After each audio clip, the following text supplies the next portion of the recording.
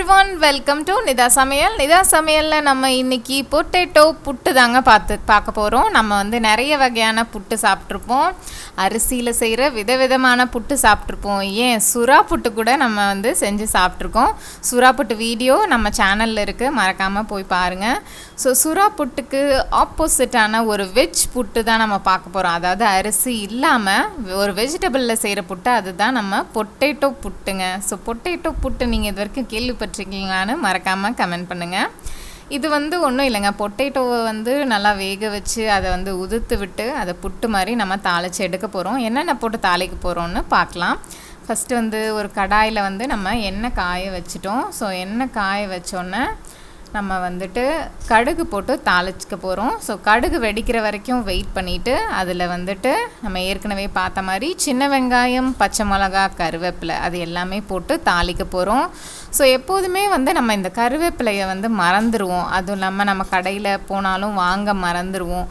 So அந்த மாதிரிலாம் இல்லாமல் கருவேப்பிலையை வந்து எல்லா டிஷ்லேயுமே நீங்கள் ஆட் பண்ணுங்கள். கருவேப்பிலை வந்து நம்மளுக்கு ஹேர் க்ரோத்துக்கு நல்லது, அயன் கண்டென்ட் அதிகமாக இருக்குது. அது மட்டும் இல்லாமல் ஒரு ஃப்ளேவர்ஃபுல் வாசனையான ஒரு பொருள் வந்து கருவேப்பிலை.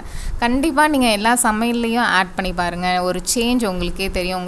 உங்கள் சமையலில் ஒரு ருசி வந்து ஆட் ஆன மாதிரி இருக்கும். கண்டிப்பாக ட்ரை பண்ணி பாருங்கள். ஸோ இப்போ ஒரு லைட்டாக கொஞ்சம் உப்பு போட்டு இதை வந்து வதக்கிக்க போகிறோம். நம்ம சின்ன வெங்காயம் இதில் எடுத்திருக்கோம். இதில் ஒரு பிஞ்ச் ஆஃப் மஞ்சத்தூளும் நம்ம ஆட் பண்ணிக்கிறோம். இது வந்து மஞ்சத்தூள் ஆட் பண்ணாமல் இருந்தால் தான் எனக்கு தெரிஞ்சு இந்த பேருக்கே வந்து ஒரு சூட்டபிளாக ஒரு சூப்பராக இருக்கும்னு நினைக்கிறேன்.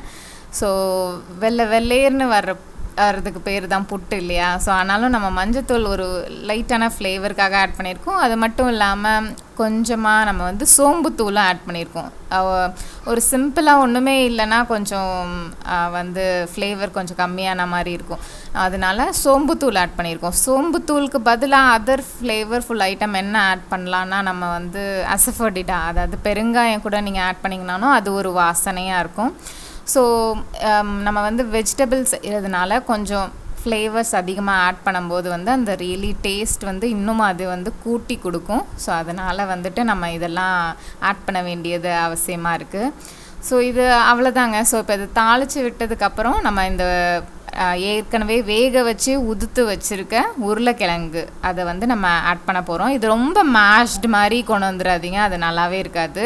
அதுவும் இல்லாமல் தண்ணியாகவும் இருக்கக்கூடாது. ஸோ வந்து நம்ம வேக வச்சு தோல் உரித்து தனியாக எடுத்து அதை நல்லா உதுத்துட்டு அதுக்கப்புறம் வந்து இதில் ஆட் பண்ண போகிறோம். இதில் ஒரு கொஞ்சம் வந்து ட்ரிக்கியான விஷயம் என்னென்னா, இது வந்து சட்டியோட கொஞ்சம் சீக்கிரமாகவே ஒட்டிக்கும்.